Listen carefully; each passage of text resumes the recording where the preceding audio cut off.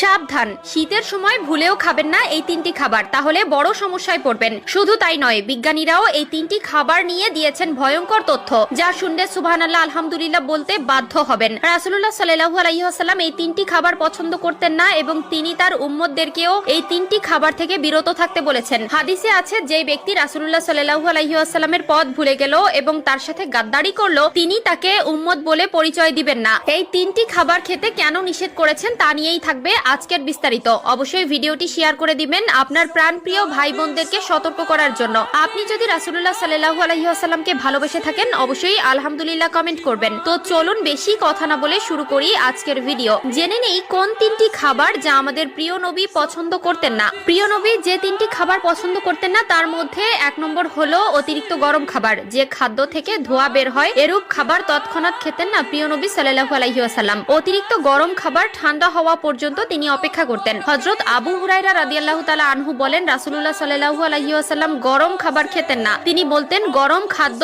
বরকতহীন। নিশ্চয়ই আল্লাহ তাআলা আমাদের আগুন খাওয়াননি। যেসব খাবার হালাল হওয়া সত্ত্বেও নিজের বা অন্যের জন্য কষ্টকর বা ক্ষতিকর হয় তা খাওয়া থেকে নবীজি সাল্লাল্লাহু আলাইহি ওয়াসাল্লাম বিরত থাকতেন। উম্মতকেও এসব খাবার খেতে নিষেধ করেছেন। শীতের সময় আমরা অনেকেই গরম খাবার খেতে ভালোবাসি। অবশ্যই এ বিষয়ে সতর্ক থাকবেন। অতিরিক্ত গরম খাবার থেকে বিরত থাকবেন। আধুনিক বিজ্ঞান বলছে অতিরিক্ত গরম খাবার পাকস্থলীর জন্য ক্ষতিকর এবং গরম খাবার খাদ্যনালীর ক্ষতি করে। এমনকি গরম খাবার ফু দিয়েও খেতে নিষেধ করা হয়েছে। আধুনিক বিজ্ঞান বলেছে মানুষের নিঃশ্বাসে থাকে কার্বন ডাই অক্সাইড। অবশ্যই বাঁচতে হলে এই বিষয় থেকে সতর্ক থাকা অত্যন্ত জরুরি। 2 নম্বরে যে খাবার অপছন্দ করতেন তা হলো কাঁচা পেঁয়াজ। হযরত জাবের রাদিয়াল্লাহু তাআলা আনহু থেকে বর্ণিত, নবীজি সাল্লাল্লাহু আলাইহি ওয়াসাল্লাম বলেছেন, কাঁচা রসুন পেঁয়াজ খেয়ে যেন কেউ আমাদের মসজিদের নিকটবর্তীও না হয়, কেননা মানুষ যেসব দুর্গন্ধের কারণে কষ্ট পায় ফেরেশতারাও তাতে কষ্ট পায়। বুখারী ও মুসলিম শরীফ। তবে রান্না করা গন্ধহীন পেঁয়াজ রসুন খেতে কোনো সমস্যা নেই। কাঁচা পেঁয়াজ খাওয়া হারাম না, তবে খেয়াল রাখতে হবে পেঁয়াজ খেয়ে সঙ্গে সঙ্গে নামাজে না দাঁড়ানোই ভালো। মুখ পরিষ্কার করবে ভালোভাবে,